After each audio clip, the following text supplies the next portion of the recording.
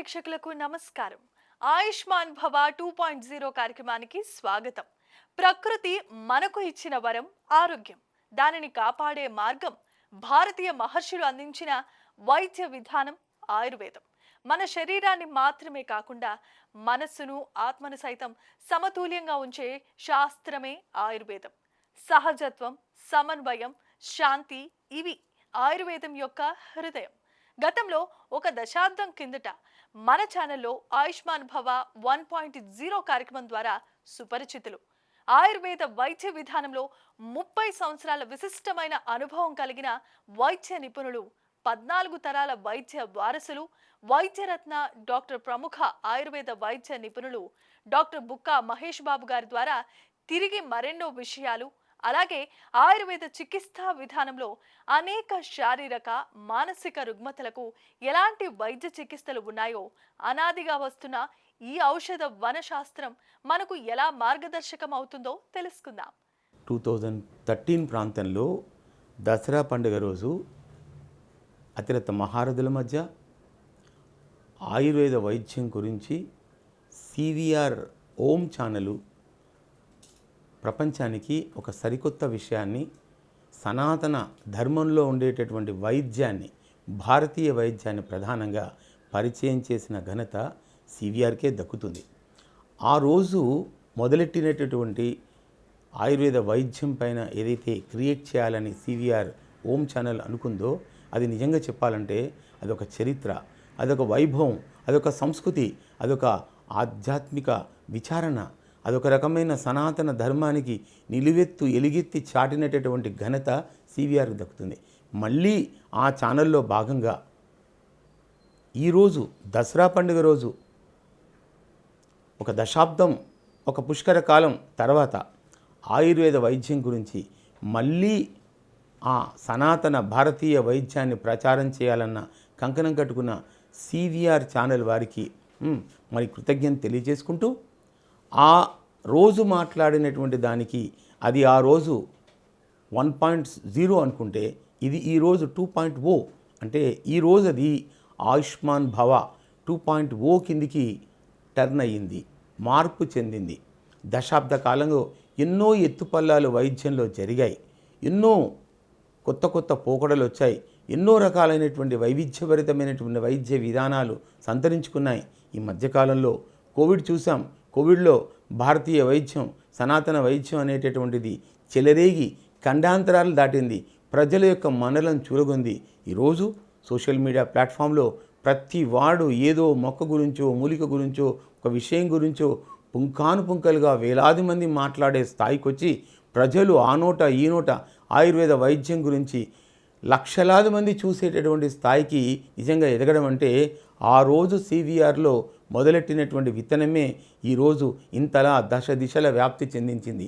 చెప్పాలి అంటే దాదాపు ఆయుర్వేద మార్కెట్ అనేది 60,000 కోట్ల పైచిలుకు అనేది సంతరించుకుంది. ప్రతి సంవత్సరము 18-20% ఆయుర్వేద వైద్యం అనేది ఎదుగుదలకు సంతరించుకుంది.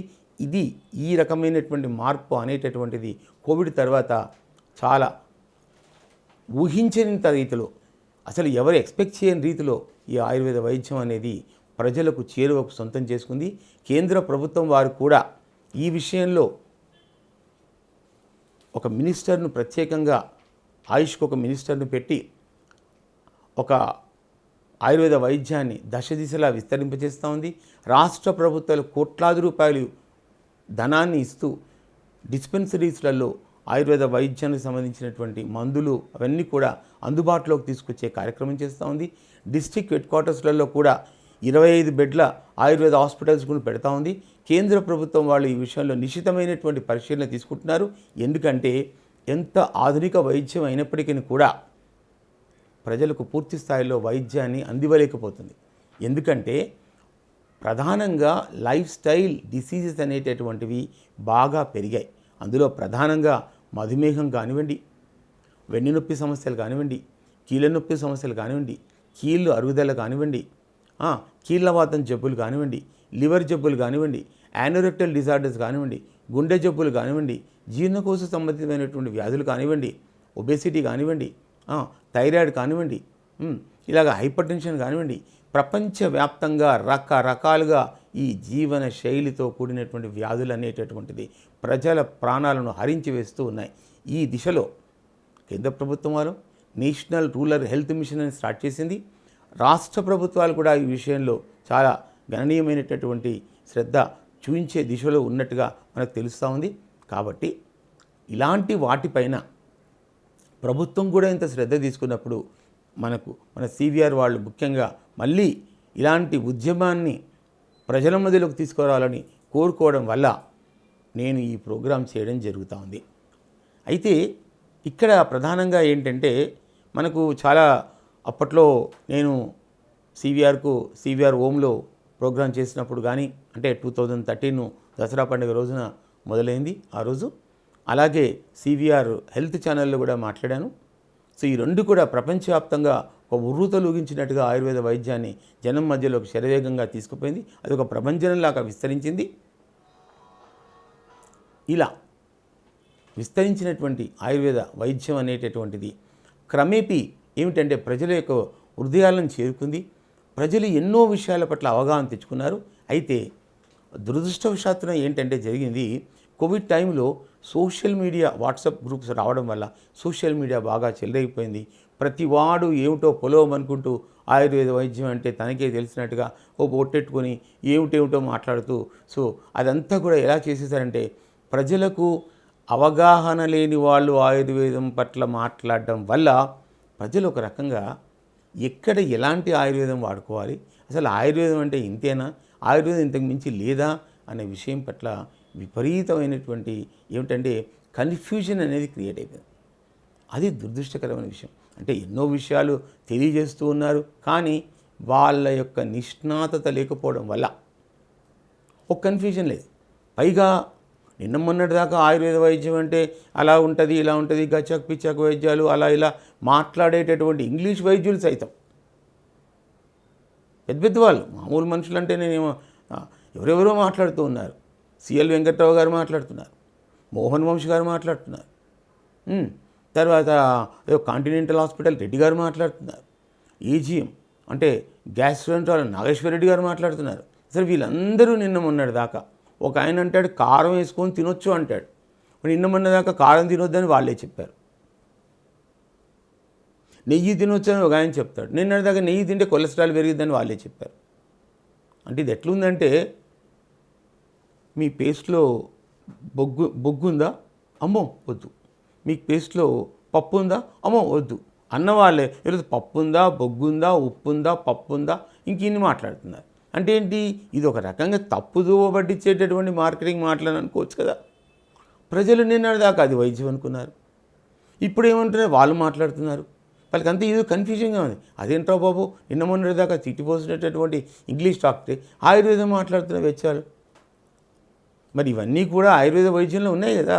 మిరియాలు ఉన్నాయి, దాల్చిన చెక్క ఉన్నాయి, ఏలకులు ఉన్నాయి. ఇవన్నీ ఎక్కడి నుంచి వచ్చాయి? పోపుల డబ్బా నుంచి ఏమైనా అకస్మాత్తుగా వచ్చి పడ్డాయా, ఊడిపడ్డాయా? అవన్నీ ఎక్కడి నుంచి వచ్చాయి? Those were all properties of Ayurveda medicines. Sitopaladi churnam ఉంది, సీతోఫలాది చూర్ణంలో ఏలకులు ఉన్నాయి, దాల్చిన చెక్క ఉన్నాయి. ఒక్క చెంచా గనుక ఈ శీతాకాలంలో వేసుకున్నారంటే తుమ్ముల్ పరార్, అంతే, ఇంకేం మాట్లాడాల్సిన అవసరం లేదు. నీ ఈ మూలిక దంచుకో, ఆ మూలిక దంచుకో, అది పెట్టుకో, ఇది కషాయం చేసుకో, అవసరమే లేదు. తీయగా ఉంటుంది అసలు. వెనకటికి ఒకసారి ఏమైంది, నా మిత్రుడు అమరేందర్ రెడ్డి అని ఒక ఆయన ఉన్నాడు.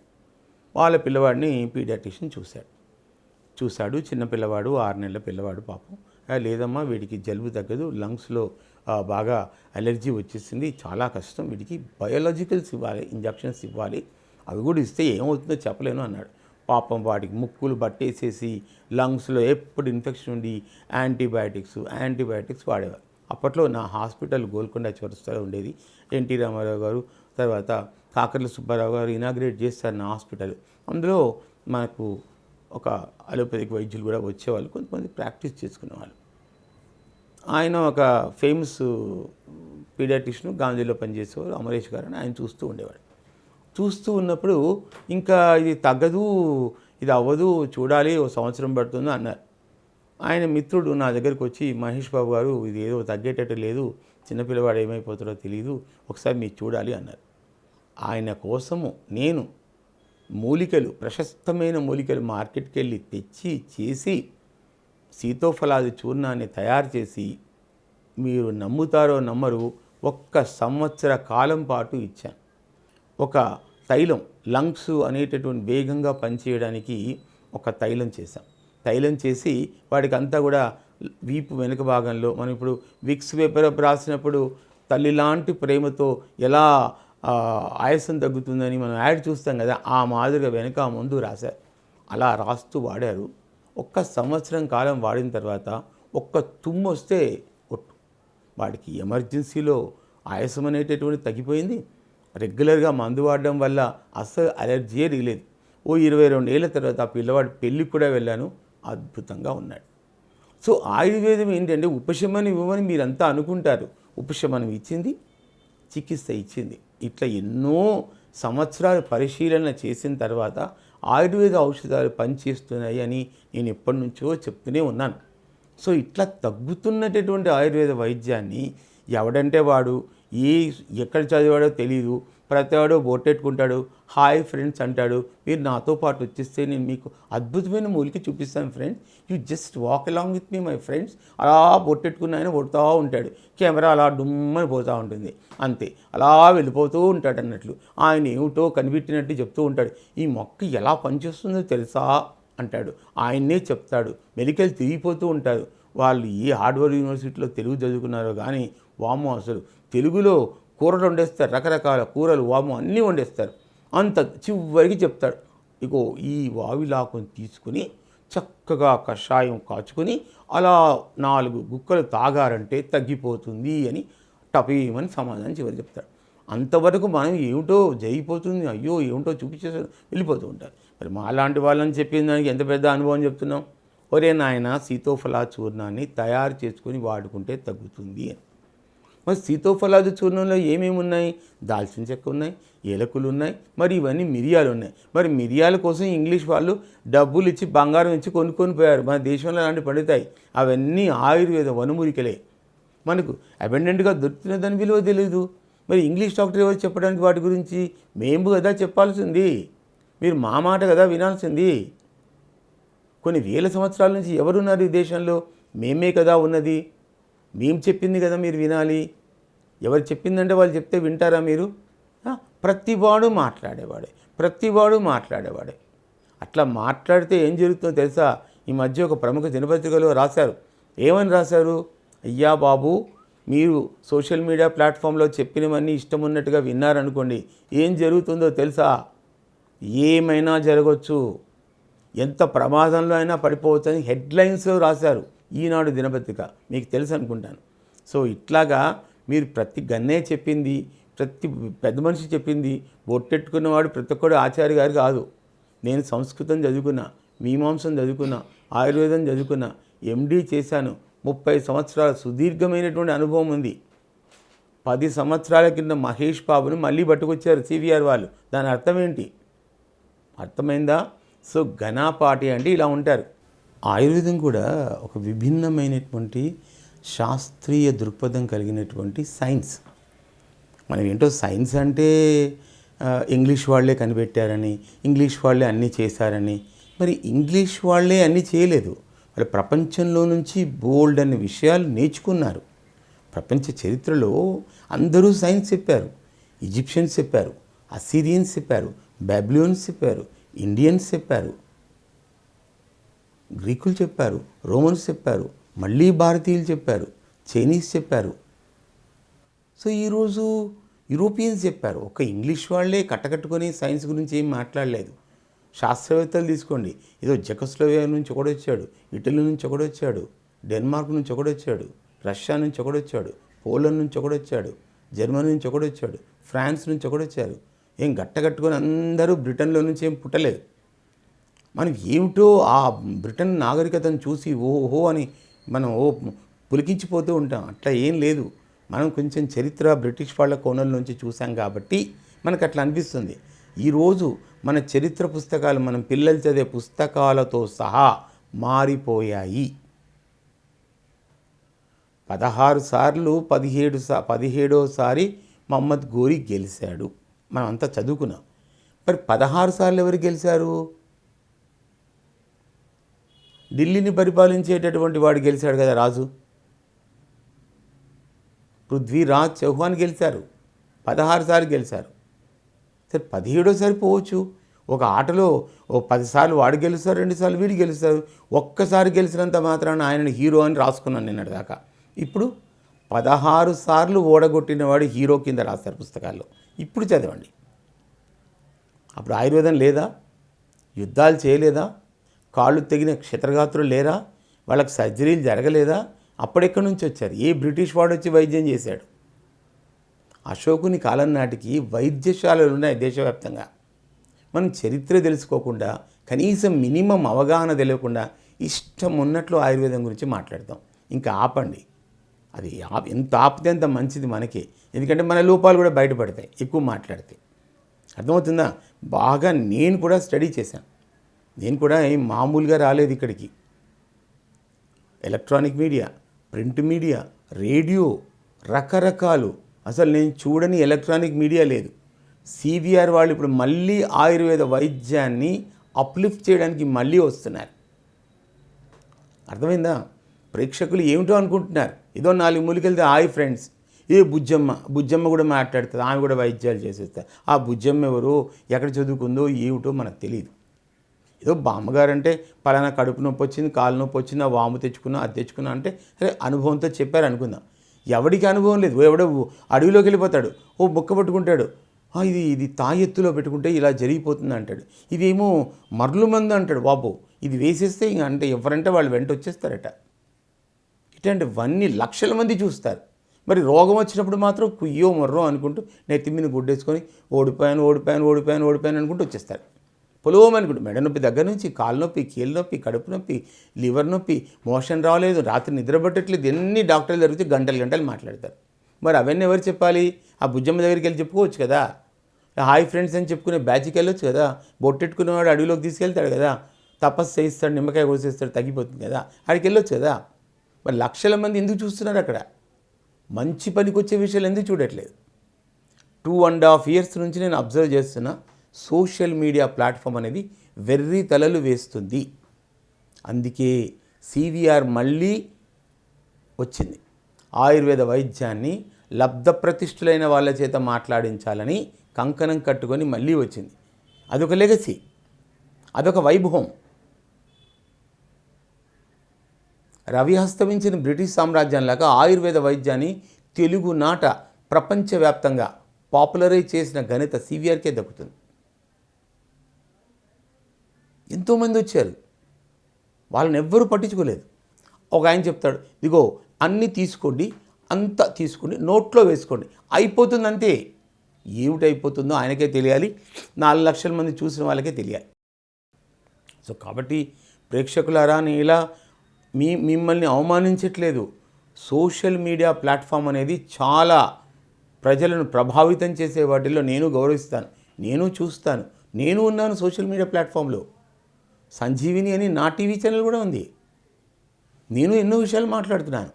కానీ మీరు తుక్కు విషయాలు చెప్పే వాళ్ళే చూస్తున్నారంటే మావి కూడా చూడండి. బిఫోర్ అండ్ ఆఫ్టర్ ఇంత పెద్ద పెద్ద రోగాలు ఎలా తగ్గాయి, పక్షవాతం ఎలా తగ్గింది, కీళ్ళ నొప్పులు, భయంకరమైన కీళ్ళ నొప్పులు ఎలా తగ్గాయి, యాంకిలోజింగ్ స్పాండిలోసిస్ ఎలా తగ్గింది, ఫ్రోజన్ షోల్డర్స్ ఎలా తగ్గాయి. ఇంకా ఆయన ఎవరో ఓ టీవీ ఛానల్లో మాట్లాడుతూ ఉంటాడు, ఇట్లా నడుచుకుంటూ వచ్చాడు, ఇట్లా పరిగెట్టుకుంటూ వెళ్ళిపోతున్నాడు అంతే. మరి ఏది తెలుసుకోవా? ఆ రోగం ఎందువల్ల వచ్చింది, కారణాలేంటి, మినిమం అనేది తెలుసుకోవాలి కదా. డుమ్ డుమ్ డుమ్ డుమ్ డుమ్ డుమ్ ఏమిటి డుమ్ డుమ్? ఆ డుమ్ డుమ్ ఏంటో ఈ డుమ్ డుమ్ ఏంటో తెలియదు.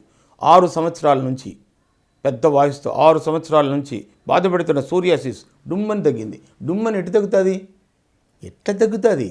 ఆయన చరిత్ర ఏంది, ఎలా వచ్చింది, ఏమిటి? మాలాంటి వాళ్ళు ఇంకేం మాట్లాడాలి పెద్ద పెద్ద ఛానల్లో? డుమ్ డుమ్ అంటే సరిపోతుంది కదా, ఇంకెందుకు? అమ్మాయి వస్తుంది, ఎస్ అంటే డుమ్ అంటాం, నో అంటే డుమ్ అంటాం, అయిపోయింది. డుమ్ డుమ్ అంటే అయిపోయింది కదా. మీడియా ఛానళ్ళు కూడా ఇట్లాంటి వాటిని నిశ్చితంగా పరిశీలించాలి. ఒకసారి బయటికి పంపేటప్పుడు కూడా చూసుకోవాలి. ఒక ప్రముఖ మీడియా సంస్థలు కూడా ఇట్లాంటి ప్రచారం చేస్తే ఏం చెప్తాను చెప్పండి? నిజానికి ఏం వాల్యూ ఉంటుంది చెప్పండి? అన్ని ఛానళ్ళు ఆయన కనిపిస్తాడు. ఆయన ఒక్కడే ఉన్నట్టుగా, మళ్ళీ అది హెర్బల్, మళ్ళీ ఆయుర్వేదం అన్న పదం ఎక్కడా యూజ్ చేయడు. హెర్బల్లో ఇలా ఎలా తగ్గుతుంది? ప్రేక్షకులు ఇవన్నీ గమనించాలి, తెలుసుకోవాలి. ఎవరు లబ్ధ ప్రతిష్ఠులైన వాళ్ళు ఉన్నారు, అసలు ఆయుర్వేదం అంటే ఏమిటి, దాని వెనకాల ఏం బ్యాక్గ్రౌండ్ ఉంది, అక్కడిక్కడ రిజల్ట్ ఎలా వస్తున్నాయి, రిజల్ట్ ఎవరి దగ్గర వస్తున్నాయి అనే విషయాన్ని కొంచెం ఆలోచించాలి. ఈ మధ్య పవన్ కళ్యాణ్ గారిది ఓజీ సినిమా వచ్చింది. సుజిత్ చాలా చిన్నవాడు పాపం, కానీ 2-3 సినిమాలన్నీ అసలు హీరోని ఎలా ఎలివేట్ చేశారో తెలుసా? సూపర్ డూపర్గా ఎలివేట్ చేశారు. అసలు పవన్ కళ్యాణ్ యొక్క విశ్వరూపాన్ని చూస్తున్నా జనం పిచ్చోళ్ళు అయిపోతున్న సినిమా చూస్తుంటే. నాకు తెలిసింది ఒకడైతే పాపము ఆ సినిమా స్క్రీన్ ముందర పడుకొని చూస్తున్నాయంట. ఏమన్నా ఎలివేషనా బ్రో? ఆ డ్యాన్సులు ఏంటి, ఆ కథ ఏంటి చూస్తుంటే అసలు గూస్ పంప్స్ వస్తున్నాయి. అంటే సినిమా అంటే అలా ఉండాలి, టేకింగ్ ఎలా అంటే అలా ఉండాలి, వాయిస్ అంటే ఎలా ఉండాలి, డైలాగ్ ఎలా అంటే ఉండాలి, డిక్షన్ అంటే ఎలా ఉండాలి, ఆయుర్వేదం అంటే ఇలా ఉంటుంది అన్న పరిభాషలో చెప్పడానికే మళ్ళీ బుక్క మహేష్ బాబు మళ్ళీ వచ్చాడు. మీకు గూస్ బంప్స్ రావాలి. అసలు ఇట్టెట్లా తగ్గుతుంది? వాడెవడు మాట్లాడడానికి, వీడెవడు ఇలా చెప్పడానికి? అడిగేవాడు లేకపోతే అప్పటిదాకా ఈ నది ఇలాగే పోతూ ఉంటుంది. క్వశ్చన్ చేసేవాడు లేకపోతే చెలరేగేవాడే కనిపిస్తూ ఉంటాడు. అంత ఇలాగే ఉంది. ఎలా ఉంటుంది? అంత ఇలాగే. ఆయుర్వేదం అంటే చిట్కా వైద్యమా? ఎవరు చెప్పారు నీకు? చిట్కా వైద్యం అంటే ఎవడికి వాడు ఇంట్లో చేసుకోవచ్చు కదా. ఇంకా మరి రావడం ఎందుకు, డాక్టర్లు ఎందుకు, చేయడం ఎందుకు చెప్పండి? నీ నెత్తి మీద ఏదో అట్లాస్ పెట్టుకొని వస్తే ఎవరు తగ్గించాలి? ఎవరు తగ్గించాలి? ఏదో ట్రెండ్ బాగుంది కదా అని అందరూ మాట్లాడుతున్నారు. ఈ కాసింత వేసుకోండి, ఆ కాసింత వేసుకోండి. మీకు ఒక విషయం చెప్పనా? ఎవరికైతే పొట్టలో అల్సర్స్ ఉంటాయో, ఎవరికైతే డియోడినల్ అల్సర్ ఉంటుందో, ఎవరికైతే గ్యాస్ట్రిక్ అల్సర్ ఉంటుందో, ఎవరికైతే ఇరిటబుల్ బౌల్ సిండ్రోమ్ ఉంటుందో, అలాంటి వాళ్ళు కనుక ఇందాక చెప్పిన పెద్ద మనుషులు చెప్పినట్టుగా మిరియాలు అలా దంచుకొని ఇలా వేసుకోండి, కారం తీసుకొని వెల్లుల్లిపాయలు దంచుకోండి. In my childhood days my mother used to give like this. I used to take ఆవకాయ పచ్చడి అలా కలుపుకొని ఇలా ముద్దులు తినేవాడిని అని ఒక పెద్ద ఆయన చెప్తాడు. ఆయన స్టైల్ ఏంటో ఆయనకే తెలియాలి.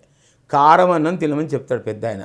మరి ఇట్లా కడుపులో అల్సర్ ఉన్నవాడు కారం అన్నం తింటే పొట్టలోంచి రక్తం వస్తుంది. అర్థమైందా? ఆయన అది కూడా చెప్పాలి. ఇట్లా కనుక ఎక్స్ట్రాలు చేస్తే ఒక్కొక్కసారి రక్తం కూడా వస్తుందని చెప్పాలి. నల్లని స్టూల్ వచ్చి ఒక్కొక్కసారి ఒక కుర్రాడు ఇలాగ ఏం చేస్తాడో తెలుసా? కొంచెం జాగ్రత్తగా వినండి.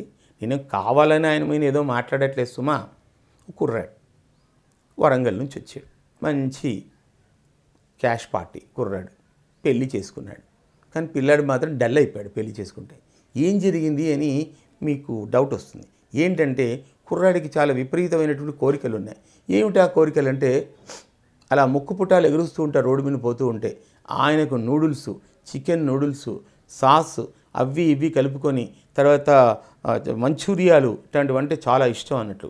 వేడిగా ఉంటే లాగించేస్తూ ఉంటాడు, డమ్ డమ్ డమ్ డమ్ లాగించేస్తుంటాడు. ఓకే, అలా తిన్నాడు. అలా తింటూ దానికి బాగా అడిక్ట్ అయిపోయాడు. రోజు సాయంత్రం అంత తింటాడు. నూడిల్స్ కానివ్వండి, లేకపోతే మరొకటి కానివ్వండి, ఇంకోటి కానివ్వండి, అన్నీ ఆ ముక్కు పుటాలు ఎగిరిపోతూ ఉంటాయి అన్నట్లు. అలా చేస్తూ ఒక దశలో కళ్ళు తిరిగి పడిపోయాడు. ఏమిట్రా బాబు అని స్టూల్ ఎగ్జామ్ చేసి హీమోగ్లోబిన్ ఎగ్జామ్ చేస్తే వాడి హీమోగ్లోబిన్ వచ్చేసి 5 ఉంది. ఇంగ్లీష్ డాక్టర్లు వచ్చేసి ఏమో బ్లడ్ ఎక్కిస్తున్నారు, తర్వాత అన్ని ఎక్కిస్తున్నారు, అయినా కూడా పెరగట్లేదు సుమా. సో నా దగ్గరికి పట్టుకొచ్చారు. ఇలా అయితే కుదరదురా నాయన అని చెప్పాను. ఇంకా బ్లీడింగ్ ఏమీ ఆగట్లేదు, మధ్యలో వస్తూనే ఉంది. నా దగ్గరికి వచ్చారు. ఒక 6 నెలలు వైద్యం చేసుకున్నాం. 3 నుంచి 4 నెలల వరకే 10.5 హీమోగ్లోబిన్ పెరిగింది. మీరు నమ్మరు. మాలాంటి వాళ్ళం ఇలా చేశామంటే మీరు నమ్మరు. మేము ఎవిడెన్స్లు కావాలంటే చూసుకోండి. పాపులర్ ఛానల్లో ఎప్పటి నుంచో ఎవిడెన్స్లు ఇచ్చాం. అవి చూడరు. ఆ పాపులర్ ఛానల్లో వచ్చిన ఛానల్ చూడరు. ఈ గన్నయ్యలు చెప్పినటువంటివి చిట్కా వైద్యాలు మాత్రం పొలోమనుకుంటూ పడతారు. ఆ చిట్కా వైద్యాలు ఇట్లాంటి వాళ్ళు చేసుకున్నారనుకోండి, ఏమవుతారు? బెడ్ ఎక్కుతారు, కైలాసం వెళ్ళిపోతారు. సో వైద్యం అంటే నిశ్చితంగా పరిశీలించి తెలుసుకొని వైద్యం చేసుకోవాలి. ఇందాక చెప్పినట్టే కారాలు, మిరియాలు, ఆవకాయ పచ్చళ్ళు తింటే లోపల బ్లీడింగ్ వచ్చేస్తారు. అర్థమవుతుందా? దేనికన్నా కానీ ఒక కండిషన్స్ ఉంటాయి. వేర్ ఇట్ ఈజ్ అప్లికబుల్ అనేది కూడా చెప్పాలి కదా. అంత పెద్ద హాస్పిటల్ నుంచి అలా మాట్లాడితే ఏంది? వెల్లుల్లిపాయ కారం వేసుకొని తినండి, నెయ్యి వేసుకొని తినండి. మరి నిన్న వద్దన్న వాళ్ళ గురించి ఏం మాట్లాడదాం?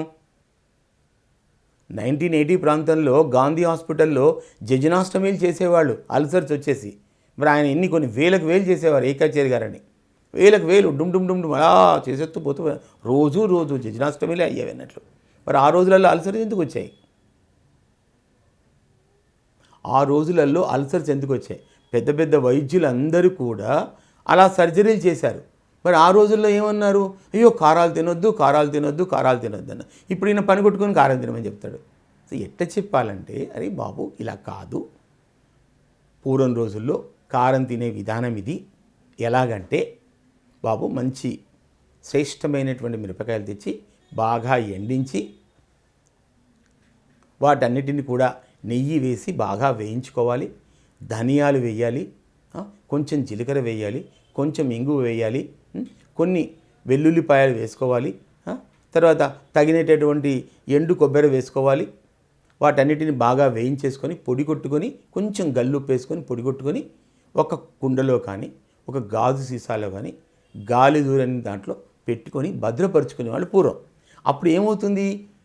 సీరియస్గా ఉండేటటువంటి కారం యొక్క తీవ్రత అనేది, అంటే మండించే స్వభావం కలిగిన తీవ్రత కలిగినటువంటి కారము యొక్క గుణం అనేటటువంటిది కొంచెం నల్లిఫై అవుతుంది. అలాంటిది పూర్వం రోజుల్లో కూరల్లో వేసుకునేవాళ్ళు. అందరూ ప్రతిరోజు మసాలా వేసుకొని తినేవాళ్ళు కాదు. ఇలా చెప్పాలి ఆ ఇంగ్లీష్ డాక్టర్. ఓకే, పొలవం అనుకుంటూ మీరు తినొచ్చు, ఈరోజు నిన్నటి దాకా వద్దన్నది వాళ్ళే, ఈరోజు తినమని చెప్పేది వాళ్ళే. ఇట్లా చేస్తే జనాలు రొడ్డకొట్టుడు కూడా తినేవాళ్ళు తింటున్నారు, పోయేవాళ్ళు పోతున్నారు. ఇప్పుడు ఈ కుర్రాళ్ళలాగా 5 మిల్లీగ్రామ్స్ వచ్చి పొలవం అనుకుంటూ భుజానికి వేసుకొని తీసుకుపోయారు. టైం బాగుంది, బతికాడు, పెళ్లి చేసుకునే కుర్రాడు. సో 14.5 హీమోగ్లోబిన్ ఆయుర్వేదంతో వచ్చింది. ఇప్పుడు చెప్పండి, మీరేంటంటే హీమోగ్లోబిన్ తగ్గింది అంటే ఓహో బ్లడ్ పెట్టాలి అంటారు, ప్లేట్లెట్ కౌంట్ తగ్గిందంటే ప్లేట్లెట్ కౌంట్ ఎక్కించాలి అంటారు, ప్లేట్లెట్స్ ఎక్కించాలి అంటారు. మరి ఆయుర్వేద వైద్యంలో ఇంత అద్భుతంగా తగ్గుతుంది అనేటటువంటి విషయాన్ని మీరు తెలుసుకోకపోతే సోషల్ మీడియా ప్లాట్ఫామ్ పైన మనం ఎంత నష్టపోతున్నామో చూడండి. ఆ డబ్బు కలిగినటువంటి అబ్బాయి ఏమాత్రం తేడా వస్తే ఏమయ్యేది? నా మిత్రుడు ఏమయ్యాడు, ప్లేట్లెట్ కౌంట్ పడిపోయేసి ఒక ప్రముఖ హాస్పిటల్లో జాయిన్ అయ్యారు, కార్పొరేట్ హాస్పిటల్. వైఫ్ వచ్చి అమెరికా వెళ్ళిపోయింది. సో తీరా చూస్తే ఏమైంది? రాత్రి హీమోగ్లోబిన్ పర్సంటేజ్ అనేటటువంటిది పెంచుకోవడానికి, ఆ ప్లేట్లెట్ కౌంట్ పెంచుకోవడానికి బ్లడ్ ఎక్కించినా కూడా మనిషి బతకలేదు. దీన్ని బట్టి మీకు ఏమర్థమవుతుంది?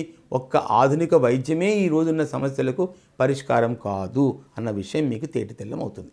చూసారు కదండి, ఆయుష్మాన్ భవ 2.0 కార్యక్రమం. ఈరోజు ఈ కార్యక్రమంలో ఎన్నో విషయాలు తెలియజేశారు. ధన్యవాదాలు.